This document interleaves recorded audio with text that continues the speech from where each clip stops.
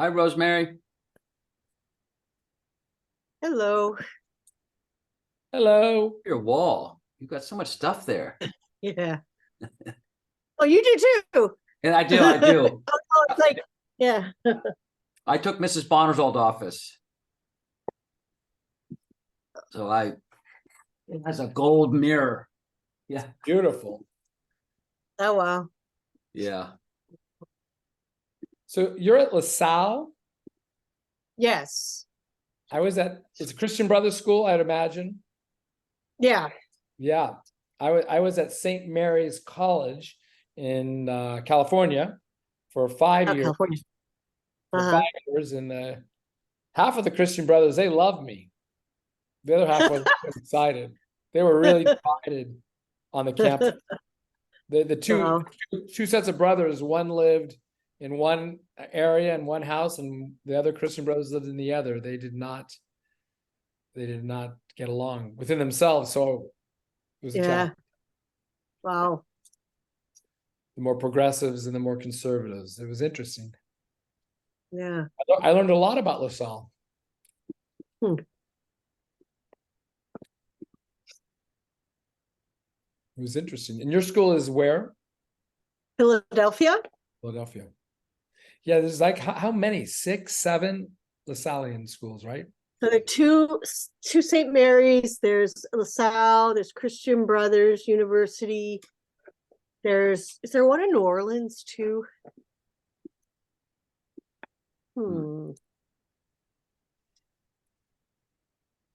I mean, there are tons all around the world.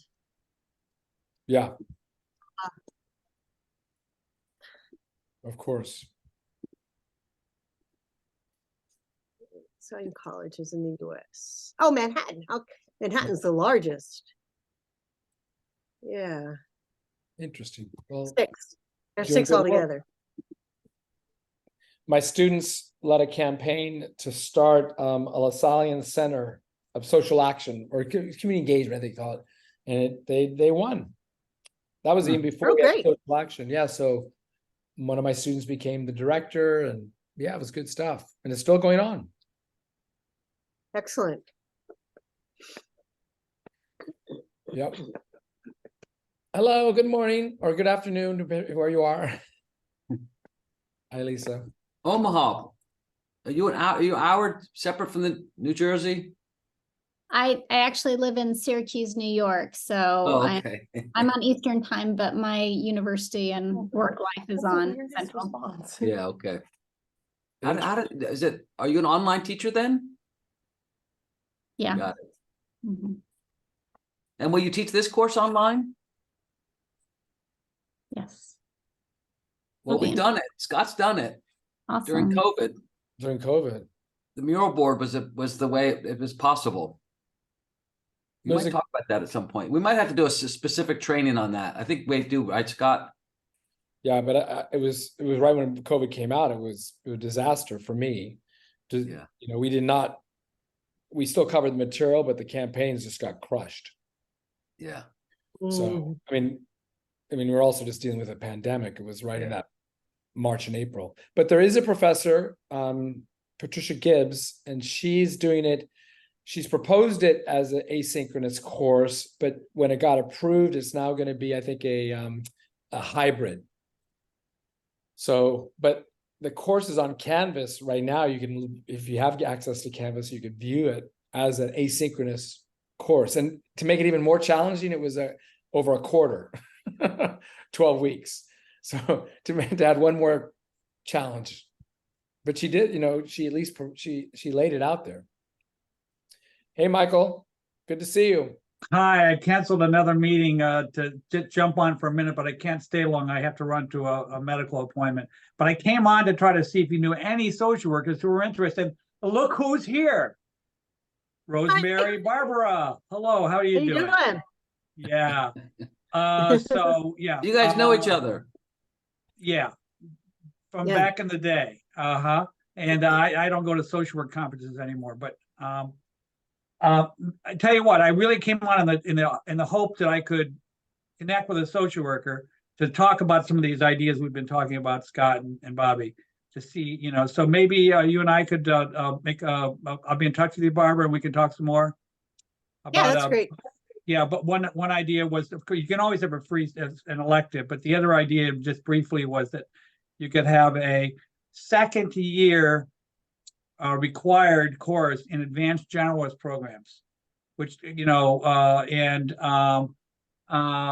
then the other idea I had, which is looking really difficult to do, is to have a sort of a special field placement to try to ensure that there's truly organizational and community interventions and field placements. Right. That's going to be really difficult to do.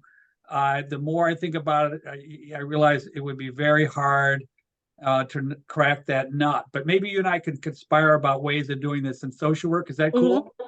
Yeah, And, sure, you that's know, great. So And Michael, Lincoln- I just sent your long email to Rosemary. Yes. Oh, did great, you thanks. really? Just Okay. 2 seconds ago. Yeah. Okay. Awesome. Rosemary, take about half a day to read it. Yeah, I'm also, Single spaced, it goes on. I'm I also- saw you. I'm also social work faculty. Oh, I'd okay. I'll send it to you too then. hear how At your discussions go. Great. Oh, Lisa, cool. where are you at? Where university? University of Nebraska, Omaha. Okay, wonderful. Yeah, so let's maybe do a three-way. The three-way calls is the #1 organizing tool that gets underutilized, Awesome. One person call one, two Mike, person call. let me introduce also Fiona and Alicia. Welcome. We haven't started yet. We're just doing side business, but welcome. Good to see you, Fiona. See you guys. Fiona and I are together at University of Michigan, along with Michael. So it's lovely to see you again, Fiona. And Alicia, welcome. Alicia, I told the folks at Liberal Arts College here in Ohio, where I'm a semifinalist for a faculty job, believe it or not, about your seminar, and said that I'd be interested in teaching it as part of their community practice course. So And you did that in order to get the job? Well, I don't know. Yeah, you're supposed to treat these interviews like I've been told this. I hope you don't mind my saying it. But I think I'm probably always trying to talk myself out of things, Bobby. I make every wrong mistake throughout my career. Yeah. So, but this whole thing is, I think if we have policy practice, Bobby's policy brief in the fall, and social action in the spring, it's a great 1-2 punch. Great. But we just have Social to work. figure out a way how to get social work. You can see, Scott, I did a whole analysis of your curriculum did. at San Jose, So and it's not easy. I mean, So Michael, what we'll do, Michael, is there's actually other folks in social work. So I'll work with you and Scott to send a group email out to all Yeah. those faculty. So- Maybe we'll set up a special, you okay, guys have one-on-one calls or whatever, small group calls. Maybe we can set up a larger one to sort of talk it through. So just so you can hear who's on the call, maybe just have Alicia and Fiona to say who you are and like where you are in your social action process. Like, are you teaching it now? Are you about to teach it? Are you going to teach it in the spring? Are you teaching it next fall? Maybe to say that and where what institution you're at. So maybe Alicia, go first. Hi, my name is Alicia. I'm based out of the University of Nevada, Reno. So I also teach social work, and we're including this in our communities, organizations, and legislatures class, which we used to have like a voter engagement project. So this will take over for that. It's a more active process for them. We're focusing on not only university issues, but community issues at large and emphasizing some more community engagement, which another instructor who's not here today talks about how she is kind of blending the two. So I'll teach it in the spring. I have given all the materials that we talked about over summer to another colleague who's developing this course. So I don't have our new syllabi yet, but we are using the Change student manual in the spring to kind of facilitate this. Awesome. Good stuff. Fiona. I'm Fiona Gladstone. I'm incoming assistant professor of geography at Fairleigh Dickinson University in Teaneck, New Jersey. And I will be teaching 3 courses in my new position in the spring, starting late January. And I'm still thinking about which one to incorporate social action into. I finally got, just this week after a lot of pestering, I got the person who had my position for me to like share his course materials so I can see like how the courses have been taught to date, the way that they're described on the books. And I also had a meeting with my deputy chair, who he's like effectively the person that I would be talking to about any decisions about modifying curriculum. And he was super, super supportive. He was like, one of my questions, since he's a historian, was like, what is the history of student organizing or action on this campus? And he was like, yeah, like they haven't really done anything since the 60s, basically. So he was really excited about the idea that there would be a great question, by the way. And change some of their complacency. Yeah, well, it seems kind of important to like get a sense of like, is there already a tradition that this could build upon? But he was really supportive, and I just have to think about I guess I have to think about like teaching 3 classes that I haven't taught. Well, one of them I have taught before. I'm basically like importing a class that I taught before, but teaching 2 classes that I haven't taught before, teaching 3 classes in a semester, maintaining hopefully like some research activity. Like, what is going to be the best way to structure this so that I can stay viable in my career, but also do a good job teaching social action in one of my courses. My initial, well, anyway, this is an introduction, right? So it's not an appropriate time for me to like go into any depth about this, but I can say more about it if there's space, like later on in the meeting. I think in the meeting notes, there's like stuff about how people are planning for spring. Perfect. It will be. So Lisa and Rosemary, maybe you two go to say where you are, where you're at, and kind of where you're literally at, and then where you are in the kind of in social action teaching, thinking about teaching. Why don't you go, Lisa? Oh, I'll go first. Hi, Lisa Smith. I'm University of Nebraska, Omaha. Live in Syracuse, though. I know it's different. Social action piece. So I have taught service learning for 4 years, and I like that modality. However, I think social action is kind of more that hands-on hoorah that I think my students are looking for in social work. So I'm interested in integrating this in place of my service learning project that I have in the spring with a class. I'm going through the training in January. We'll see if I can kick it in gear to implement it in the spring. If not, I'll have to wait till the following spring. You could do it. I literally had someone call me like a week before class and didn't even go through the institute. And I helped her, and she said it was the best experience she had, and very similar. So I have confidence. Rosemary. Yeah, so Rosemary Barbera, I'm in Philadelphia at LaSalle University, and I also teach social work, and I'm looking to integrate this into probably a community practice class. I'm not sure yet on the BSW or MSW level. Sometimes I find that undergraduate students are actually more open than the graduate students, many of whom want to go into clinical work and don't see the connection, which of course there is a connection, but they don't see it. But so I'm not sure. I've had some ideas. I'm not doing the institute until January. So I'm kicking around some ideas and thinking about how to implement this. Wonderful. And Michael. Well, just Michael Dover, and I'm retired from Cleveland State, where I used Bobby's policy brief model. And they will never let me teach community organizing, which we have in our advanced generalist, because they're afraid I'd organize the students to do something. So, I just trying to figure out how we could institutionalize this, not as an elective, but as right into our core curriculum in some way. But I'm thinking advanced generalist second year, where there's usually some curriculum space, might be one place to do it. In addition to community practice. See, this in addition to management, and Awesome. this is what I'm thinking. That's it for now. Awesome. Thank you. So we don't have anyone on the call that's doing social action right now, but I probably should introduce myself because I haven't met Bobby. anybody. Go, Bob. So I work for Scott. I'm his tech support. It's not true. And if it's spelled improperly, Scott misspelled it. I just missed it. No, I'm at the Bonner Foundation, and we directly fund a service-based scholarship program all 4 years.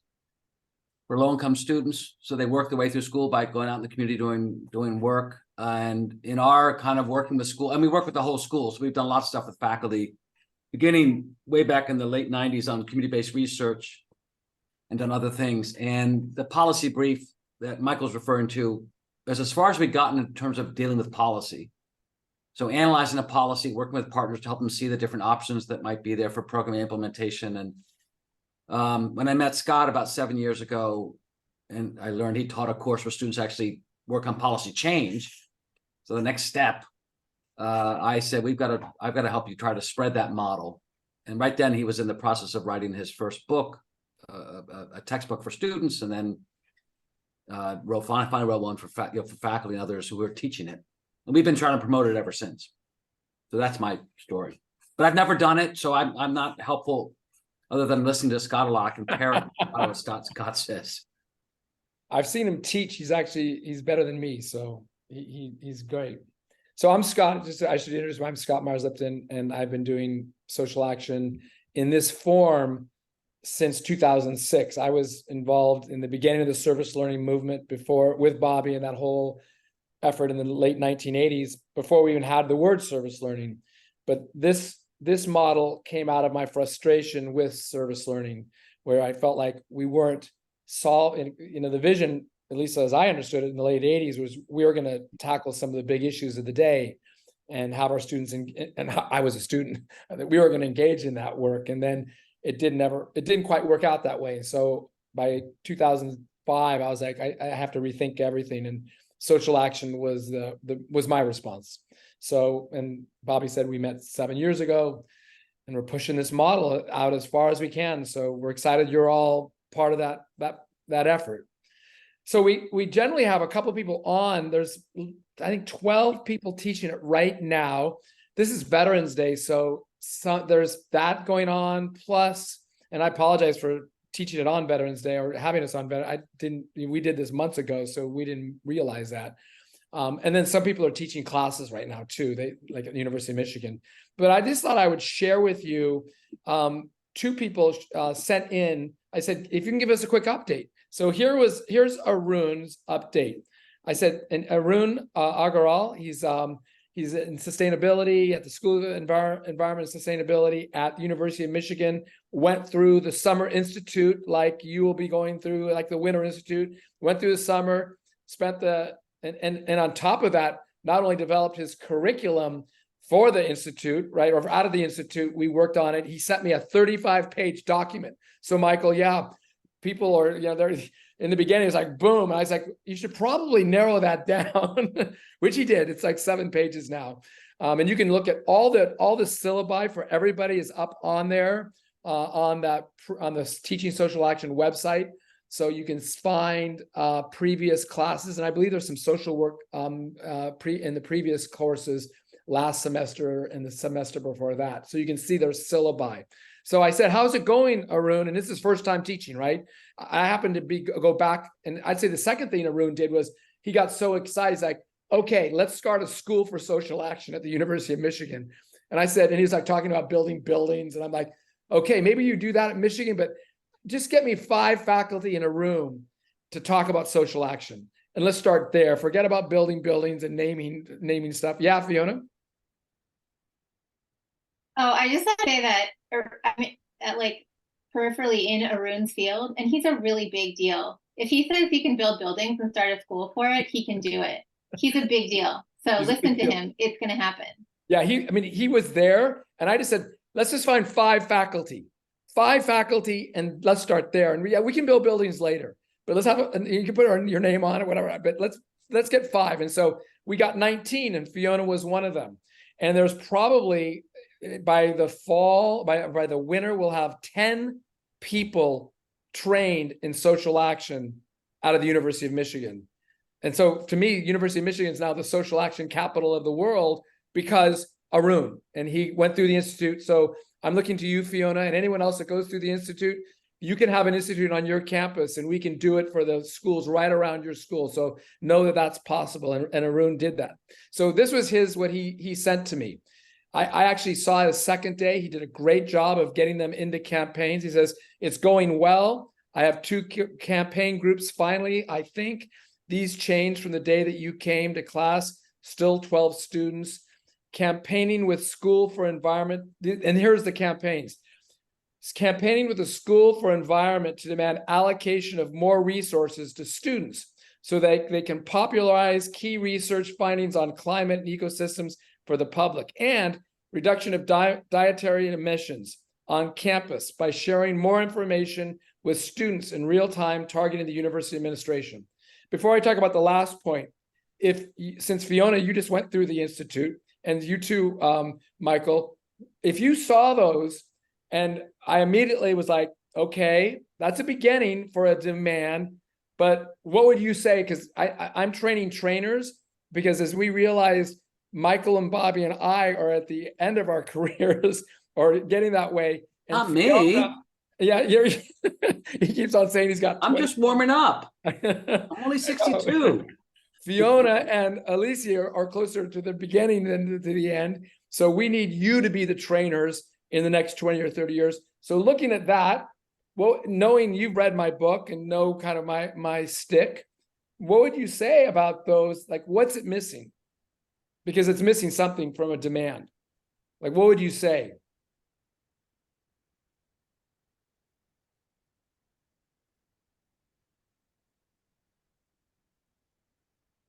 Any thoughts? Bobby, you can participate. No, I can't. You've already told me the answer.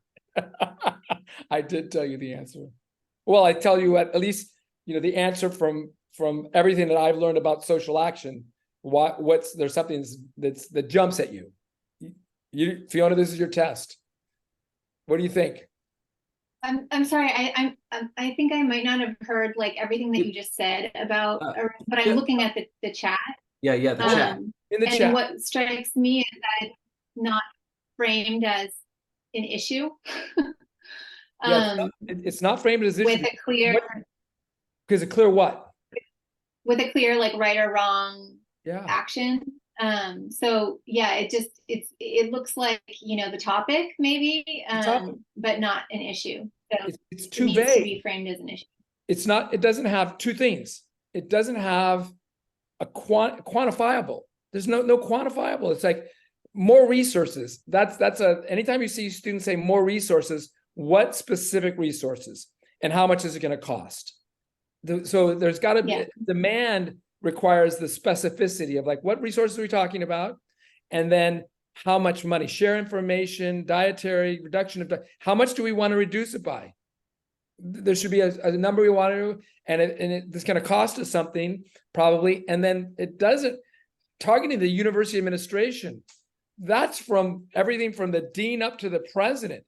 Who has the decision-making power over those, right? So it has to be a specific, I say, target. In the last years with gun violence, we say maybe decision makers, but who are the decision makers that has control over that? And we'd want to direct it that way. So I gave that advice to him, and he was like, thank you. Like, yeah, I should have seen that.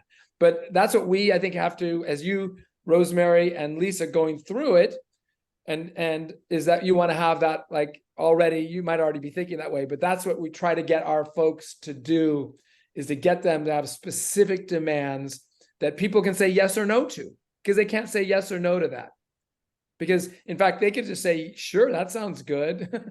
But, when it comes to like, it's going to cost us $50,000 to do that, then like, no, we're not going to do that, or whatever the noun is. So I think specificity.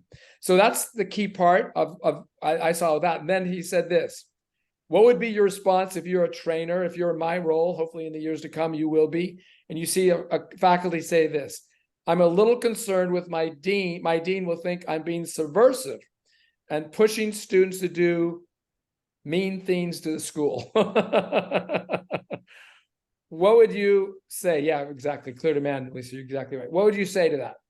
If you would be in a response to Arun?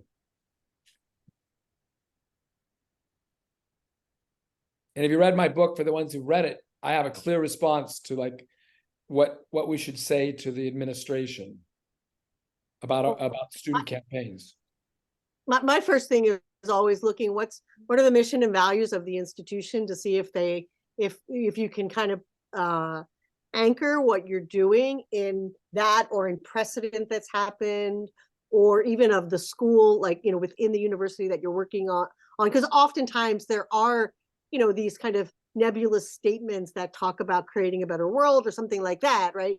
That you can kind of latch onto and say, well, no, they're not doing mean schools. They're helping us live our mission. Yeah, so that's I think absolutely, like, how does it align with mission? But the school is, you know, the administrators will be upset. What would we do? Go with Fiona. Well, I remember from the training in the book that like a key aspect of it is that these are student-driven demands, that all you are doing is providing them with a venue within which to experiment with being engaged citizens, with learning about democracy and power, and that they were free to choose whatever they wanted, and all you're doing is providing a learning opportunity structured around that campaign action.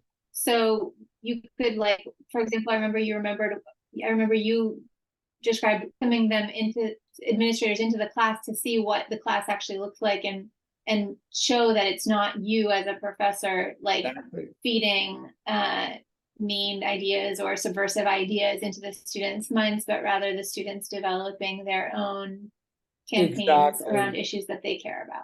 Just be totally transparent. What I said was, I wouldn't invite them in yet. If it got to when they did their campaign, then I might invite them in. But they haven't even started doing anything yet. I would reach out to the dean, as I say in the book. Let the dean know. I let the dean know every campaign that the students are doing, particularly if it's on the campus. So there's no like, we got you. Hey, dean, here's what the students are doing. The dean's already knows. He's already looked at my curriculum because he was interested in what the heck I was doing. Wanted to make sure like I wasn't brainwashing. He said, hey, Scott, could you put in language that they could choose any campaign from any political perspective? So we worked on that language. It's in my syllabus. It could be from Democrat, it could be, one that's supported by liberals or conservatives, or, from, libertarians or social democrats. They choose. And then I said, I would send them the picture. Here's the picture of Arun. That's Arun with his students.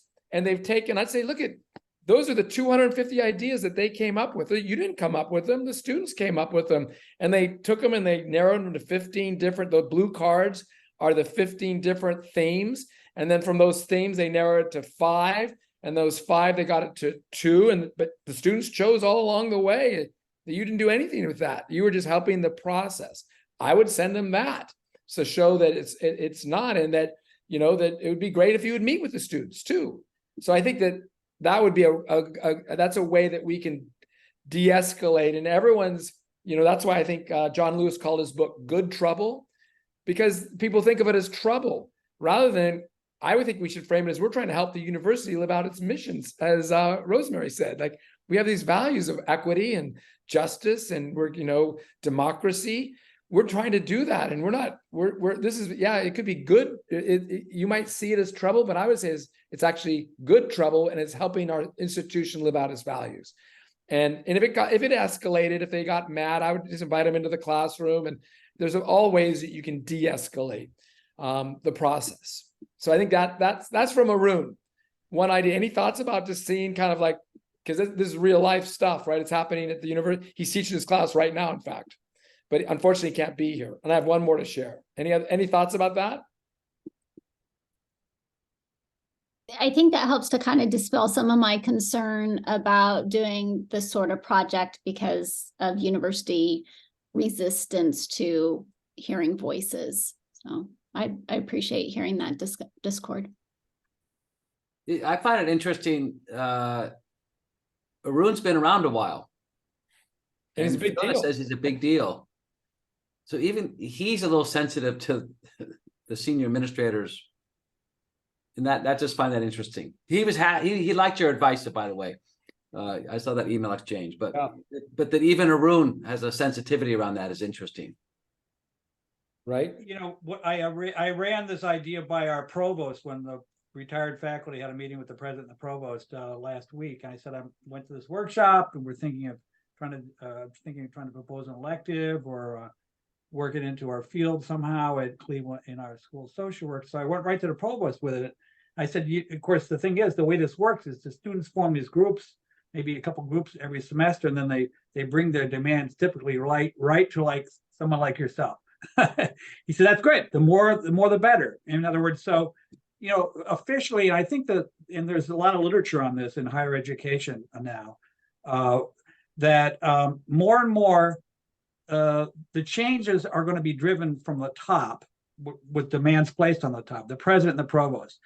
Who's losing out along the lines is all these middle level bureaucrats, the deans and associate this and associate that, because they're actually been seen more and more in higher ed theory as the source of the resistance to change. So I think it's actually an interesting time for this tactic, because this tactic tends to, I'm not saying we don't go through channels or try to raise ideas, but often they end up on the desk of the higher level decision makers in the appropriate part of the organization. So if we're talking the university, I don't know if the same thing's true in the public policy level, but you know, I think you know, this is a time when people are going to have to listen. Otherwise, you know, so. So here's a second one from Teresa. She's at Weber State. She's got 2 campaigns up and running in her class. And this is designed to provide learning communities for college success, especially for students who are underprepared. Got 11 first-year students and 1 transfer, right? So they worked on these. The 2 are speed stipending players to ensure an essential diet. And then a second one, what's our second one over here? I don't want to put it all because it's literally, I'll email it to you. It's a long, very long email. So it's like, you know, so I don't want to put it all here, but that's the first one. What's our second one, Bobby? So speed was stipend players, and then HSS, Homes for Student Success, because they're having this, you know, it's interesting, right? Both are on food, you know, food and hunger, and homelessness and housing issues of our students. And I just think, just for us to think about, I think these are things that your students are going to choose. My students chose these all, you know, both those issues have been right at the forefront, basic needs, right? For of our students. And so it's not going to be surprising about that. I'll email you right now or I'll just put it right here. It's just really long, but the bottom line is this. She did the class, and Bobby, you helped me with this. She did the class with students that were in this special program for underprepared students. And with that, she felt like it was asking them, they already came in underprepared. And then on top of this, they're asking them for all the campaign activities they have to do. It almost became too much for the students. So she pulled back and had them do them in theory, but not in practice. So from my perspective, I understand why she did it. But, you know, to me, they didn't have the experience of doing. And since this model is always about doing, obviously I'm not thrilled about that. Obviously that's, you know, her decision for her class was she had to do that to make people at least feel like they could get through the class. So she's got some things to learn about how to do it. Bobby, what would you add to my description? Well, I know when you and I talked about this a number of years ago, that you actually in your sociology class would not admit freshmen. Yeah. Except on a rare basis. Rare. You'd recommend another course that would help them learn issues and that, you know, just be more ready. So using this for a first year course, get ready for college course, you're loading an awful lot on those students. Yeah. But I think the whole question of, I mean, Michael's talking about what sequence in social work, but I think everybody has to think about what's the right level for this. I mean, that's kind of the bottom line there. Yeah. So she's trying to do some of it, right? I plan on inviting their targets to the presentation so they can see what the students have been working on. They're excited, but I'll send you the full message. It's hard to put it into this little area. But you get a sense that, so she said, additionally, they've all agreed to remain the points of contact for the next group and agreed to be part of the actual campaigns if they happen. It's been a learning journey for me I plan on teaching this course again with some changes to adapt to meeting the students where they're at. I assume too much of the beginning of the first course and hope the second time we'll have a better approach. Additionally, I do have a few colleagues who are interested in embedding social action into their courses. So I'm thrilled that she's not dumping it. She's not like, I'm done, but and again, it's the first time of going through, and it was with a particular group of students that might not be the most appropriate. So Fiona, I must have misspoken. Scott won't let freshmen into his class. Scott, your class was for what, sophomore, junior, seniors typically? Mostly juniors and seniors, occasional sophomore, every so often a freshman. But if it was a freshman, they actually were not allowed to be in the class because it's a 300 class. So, but I would let them in if they came in, because some freshmen, they know a lot already. And so if they knew a lot, I let them in if they had already kind of done that thinking. But I felt like they were well prepared, right? This sounds like they weren't. Austin, do you want to jump in here? Are you online? I don't see you though. He may be with his baby. Anyway, maybe Austin will jump in. But any other comments about that? About first year students teaching it, about having to pull back, or just her process? Hey, sorry guys, can y'all hear me now? Sorry about that. Yep. We can, Austin. Okay, yeah, I'm actually driving, so not with the baby today, but distracted in different ways. Thanks for inviting me, and glad to be here. Yeah, on the topic of similar to you, Scott, it's going to be a 300 level. Last year, I tried testing it out in a 200 level course, but even that was still, there weren't a lot of freshmen there. But I can definitely speak more to sort of the pros and cons of kind of trying to bake it into an existing course or not giving enough space to action. So I tested it out in a 200 level course with mostly sophomores and juniors, and am now kind of trying to cement it more at the 300 level with mostly sophomore, juniors, and seniors. So Thanks, Austin. And I think, Bobby, maybe you could talk a little about, because when we first started talking, I think you saw it as a way to have it in that third and fourth year of Bonner, right? It wasn't the first thing you all were going to do, and you didn't see it that way. It was later, right? Yeah, I mean, I think it's been fascinating because we've had lots of faculty proposed courses and all kinds of departments. So it's not all social work or political science or environmental change. I mean, it's all over the map, and all years, including grad school students. We just haven't have enough experience yet to sort of make a strong recommendation one way or another. But my instinct is that that you're just a little bit better off having the students a little more underneath them. And in her case at Weber State, looks like they developed the plan, developed a bunch of material, did a bunch of research. They're just not able to launch the plan, right? Launch the campaign. But they're I don't know how she'll rework it, but what happens with Scott's classes and why we want every campus to have every semester a course being taught is those students can pass on that project as an option for the next class. They can pick up the campaign notebook and keep the campaign going. And that was very common with your classes, Scott. Campaigns, the strong ones lasted 2 and 3 years. So 5, 6 semesters until they get one or and sometimes they fade out and come back. Two campaigns, I mean, 2 big campaign wins. They sat on my I had it in my office, all the binders. I'd bring them in on the day 2 and I'd say, hey, here are all these campaigns. If you're interested, they're right here to start. And 4 or 5 years would go by, but a group of students would come in 4 or 5 years later and say, okay, that's the campaign I want.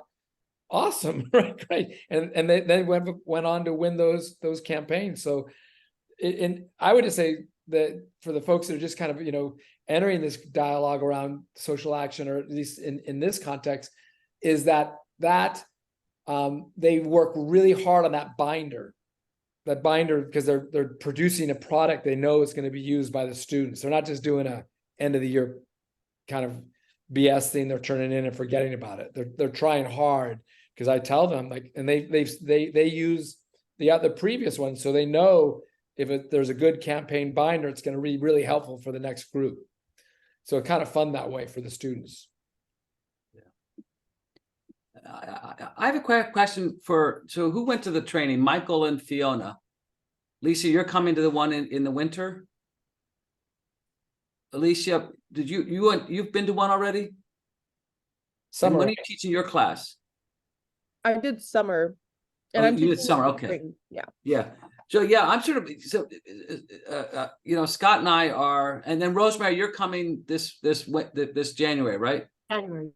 So we're puzzling through as we keep experimenting basically on how best to deliver the materials to new folks.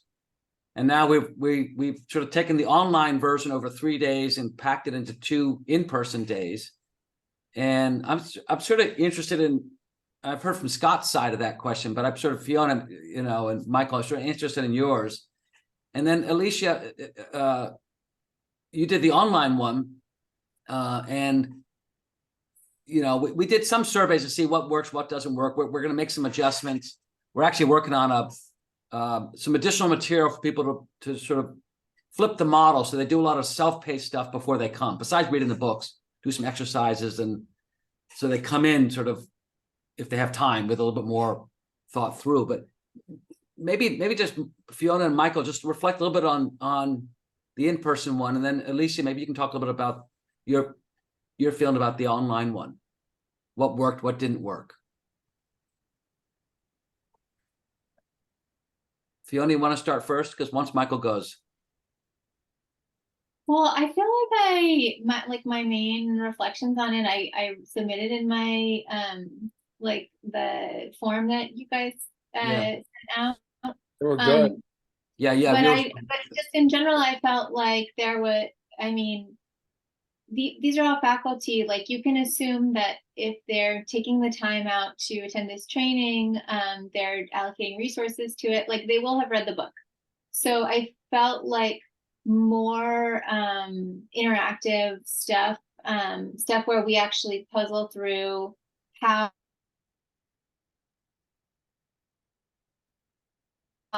we would teach it, more action-oriented learning experiences for the faculty, in a similar way that we're trying to create action learning experiences for the students. Like, I felt like I'm motivated to do that a little bit on my own now, but it would have been fun to do that like with others, like, for example, one thing that I really will need to do, and it feels very vague to me, because as I'm like, this is my first assistant professor position.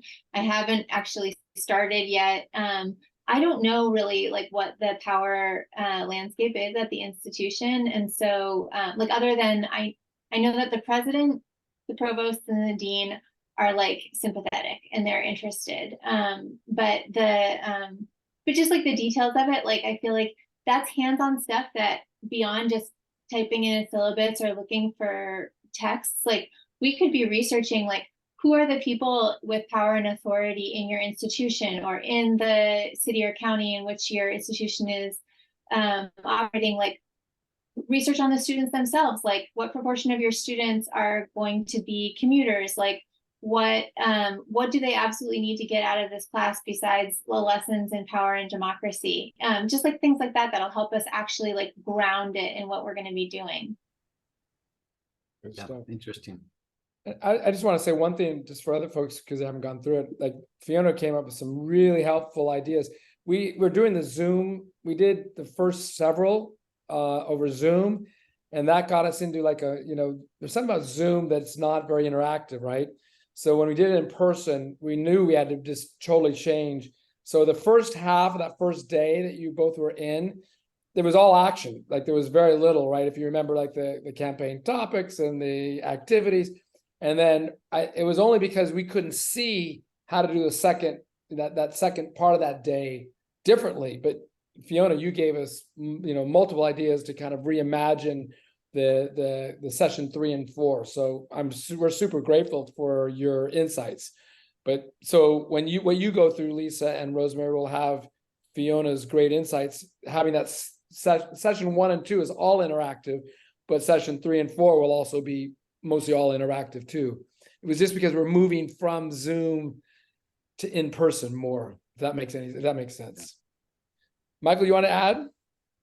Yeah, just I thought it was really great. I don't think it's feasible to take up my suggestion that it'd be 2.5 days. I mean, I like the idea of trying to get us to do more work beforehand, but I just sort of wish I got more work done on the syllabus in that last end of the session.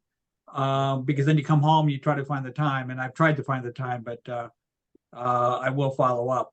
But the one thing that earlier on when you had asked about the reactions to Arun's approach, you recall he was saying he wants to get funding from philanthropies and blah blah blah blah blah. And then later on you mentioned we could bring the Institute to you. It got me thinking about the concept of a social movement center. So, like the Highlander Center is the best known in social movement theory as a social movement center. But when you said that you would like to become a social movement in the sense that faculty and students mobilizing to try to institutionalize social action curriculum in higher education, you need the social movement center. As currently, the Institute is seen as basically a train the trainers kind of institute, but there's no home base. Where's the actual center of the center?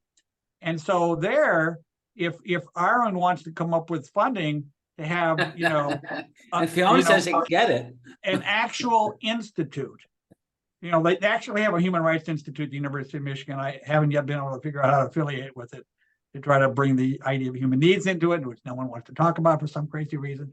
But the idea is, if you had an actual institute at an actual university, then that solves one of the problems I was raising with you about the field placement. I had this idea, colleagues in social work, of having a 50-credit field placement devoted in the second semester of the senior year or the first year of the MSW to community organizational oriented campaigns. But then the question is, where's the student placed? Well, if there were an institute, they could literally be placed at the institute, even though the point of their action is local. So in other words, okay, we're going to place you over here. We're going to provide a faculty field instructor to oversee this local campaign. But where's the agency with the CSW? We wonder, but where's the actual setting? It's like any other. We're placing the student with the Social Institute at the University of Michigan, and they're doing 50 hours of social action in Philadelphia, or they're doing 50 hours of.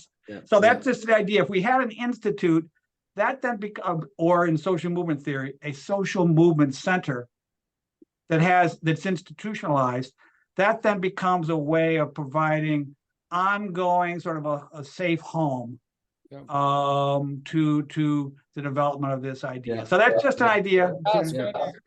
Yeah. Let's think big. So how's your syllabus for the people who are developing your syllabus, right? How is it going? And maybe Austin, since you actually have developed a flyer for the course, maybe go first. And then to me, these are 3 things to think about, as of course, you're writing your syllabus, but a flyer for the course, contacting community orgs to present policy change on days 2 through 4, and development of a media list and for the students. So Austin, you want to say, and I'll put up your flyer that he just sent me very proudly, of course, because it's a great flyer that he's doing. So maybe address those 3. Yeah, I was only proud of it because I'm just trying to continue to show to Scott that you can really just copy and paste everything you get from the Institute almost directly. I'm just trying to drive that point home for everybody. Because really, I looked at the templates and found one I liked and just kind of, took a Memphis version of it. And then I did a very, very similar thing when constructing my syllabus. I took Scott's syllabus, probably about 80 to 85% of it, I would guess. And then the 15% kind of just contextualizing it in Memphis and Southern, sort of Southern Mid-South culture. So, bringing in civil rights movement, that kind of stuff, more directly in the Memphis base of that. So I mean, I think I would just really speak to the power of, not reinventing the wheel and taking the resources you get from the workshops and the institutes and really just trying to situate those where best they fit. In terms of the community organizations, that's obviously a little trickier because that is more local. And I learned so as I mentioned earlier, I kind of tried to do 50% social action, which I would just say a little more on that. I think that's honestly not enough. I feel like really for the students to get the most out of this experience, I took an existing course, urban politics and policy, that I was already planning on teaching that fall. Couldn't really change a whole lot, but wanted to at least, ground it in the Social Action Institute. The things I learned from when I took it summer of 2022, and it was really difficult. And I would say specifically the community organizations that we chose. Speaking to one of the big three things that Scott mentioned needs to do, you really want groups that are established and have some sort of capacity. Of course, the students are going to do their own thing and lead their own campaign. But I kind of cast the net probably wider.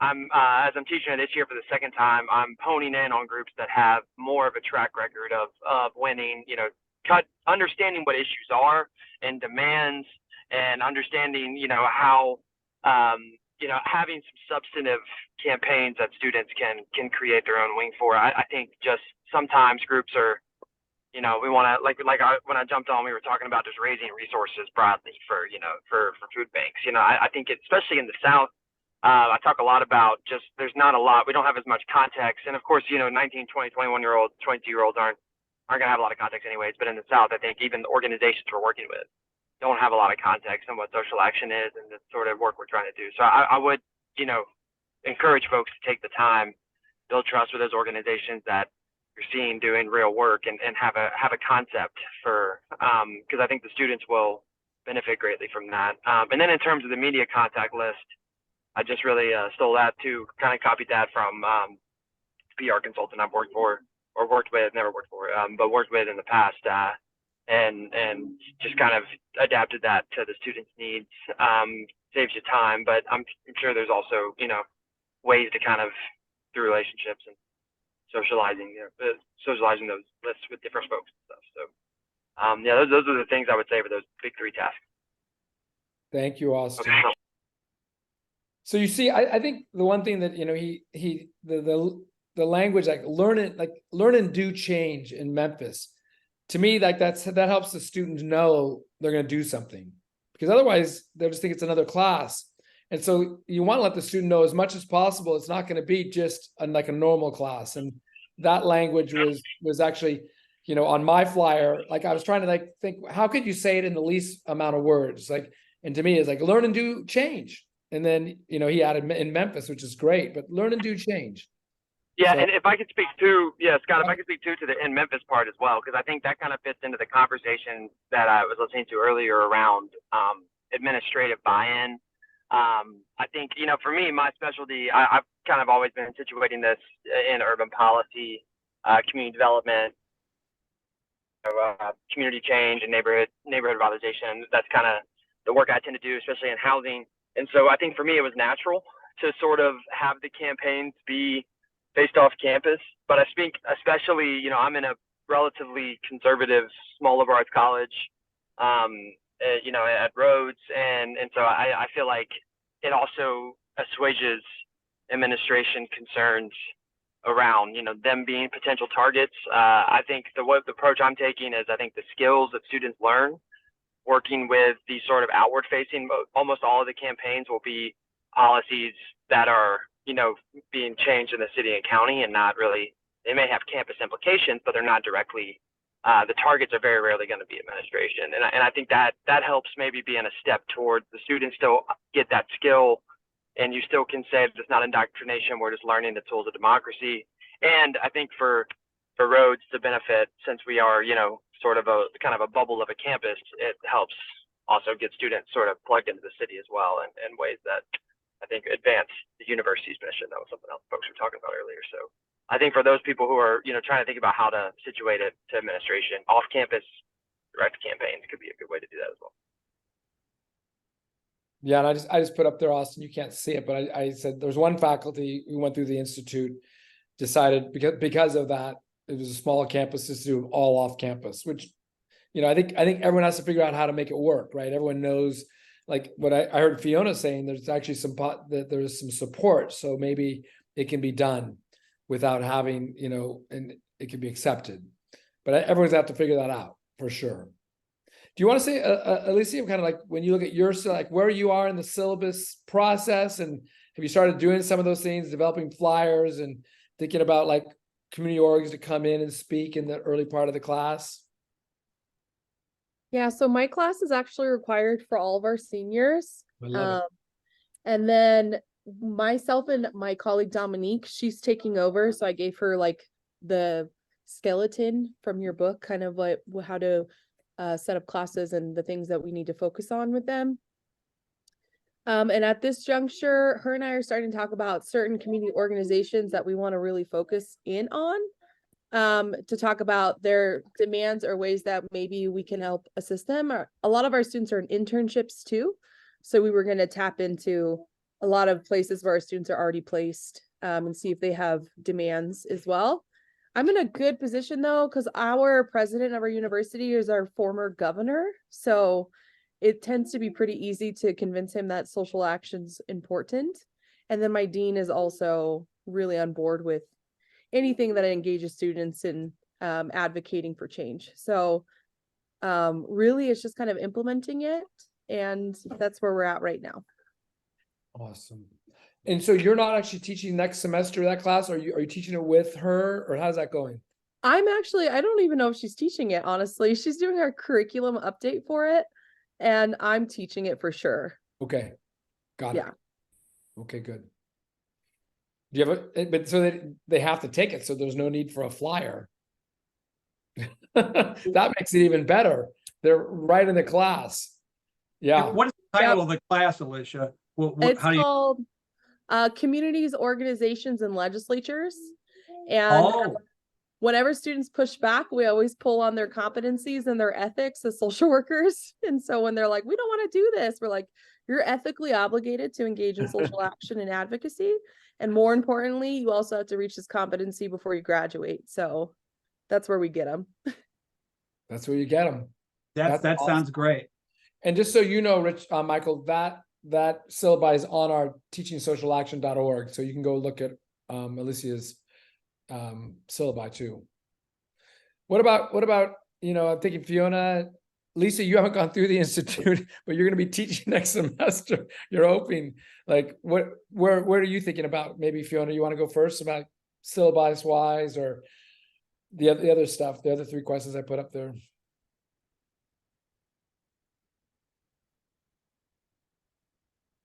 Did you hear me? Sorry, were you telling me or Lisa? Yeah, no, Fiona. You, Fiona. Oh, okay. Yeah, so I started to tell you a little bit about my situation. I have not developed flyers or contacted community organizations. I have done first steps that would need to precede those, which is like who are my courses open to is the question I'm trying to answer now, because I don't know yet exactly what like 2,700 means. Like, is that going to be open to freshmen or not? Like, because they've already set the division level of my courses, but I'm not 100% sure like who exactly has access to them. So I'm kind of rethinking. My initial idea was to teach a food justice and sustainability class, and it might be that I circle around to that because that's the only class that I actually put on the books. And so I have probably more agency to determine whether it's just upper division. And I actually think that food is a basic need.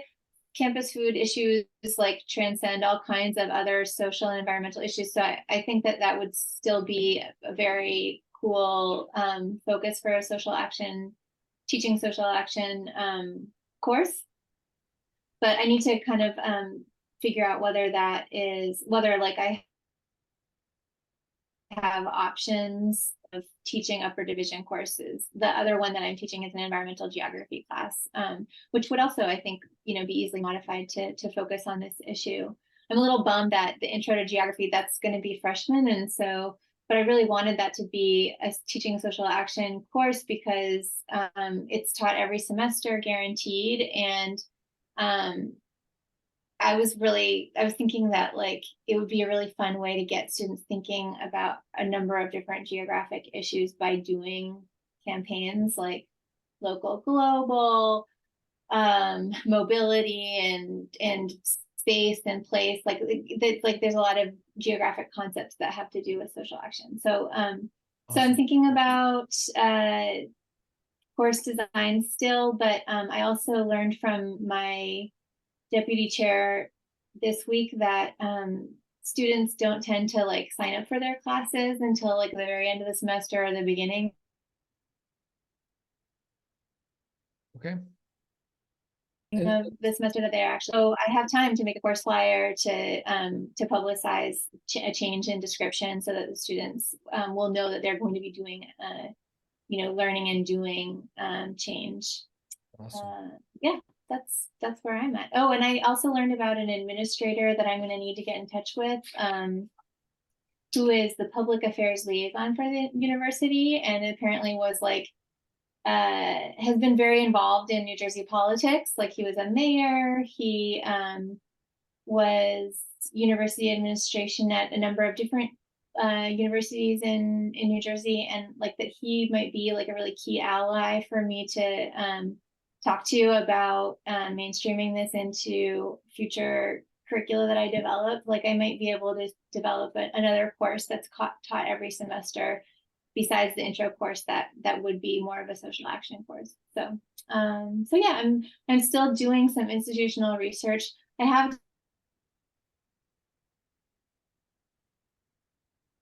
done some research into organizing, and once I decide which course is going to be the social action course, then I have those contacts kind of lined up and I'm ready to like ask them if they can come in and present. Awesome. Lisa, any thoughts about your class? Because are you thinking about still doing it after what you heard? Does it make you excited or scared? Oh no, I'm very excited for the change. But like you said, service learning is great, but it doesn't hit the mark as far as I think it should for this class. It's the class is titled Social Work and Civic Engagement. It's offered as a university-wide, but it meets one of the humanities requirements for graduation. So the class tends to have undergraduates, mostly sophomores in it. So that is kind of a concern. But again, we've navigated that service learning model in past years. So I'm hoping that this will just be an easy slip it in, and I'll be spending more of the time content building over the course of the semester, kind of leading students through the process. So we'll see. I have organizations that I've worked with regularly for the service learning projects. And so I'm kind of wondering, okay, how might this work with having the self-determination of the students in identifying what projects they want, how that will kind of, if it will mesh with the organizations and their needs coming through the Service Learning Academy. Awesome. So I just want to put these up. These are upcoming events, and just if you can come to them, it's awesome. This one is it's called the Katrina, or not Katrina. It used to be called. We used to do a Katrina thing, something for Katrina on social action. I mean, call it Katrina Summit. So my confusion. The Social Action Summit, and so for those 12 classes that are going on, we invite the students to present. So if you can come and support the students, I think it's fun for you to hear what they've learned in them. So it's on 8 p.m. EST on that Thursday, 5 out here on the West Coast. So try to put that on your calendar. That's you can actually register right there for it. You click on that and register on the link that you'll see. And then our last meetup kind of just to hear like how did it all end for the faculty for the classes that are being taught. Hopefully some of them will actually be able to be on. It won't be Veterans Day, and it'll be end of the semester. We'll hear from them on December 8th. And then the last thing is just keep sending the institutes that we're putting forward to your colleagues, because we're trying to get people engaged. And for the two, I know Lisa, for you're there, and Elisa, send them to yours. Say, hey, I went through it. It's good, and with Fiona's ideas, it's going to be even better. We're constantly improving. So any last things?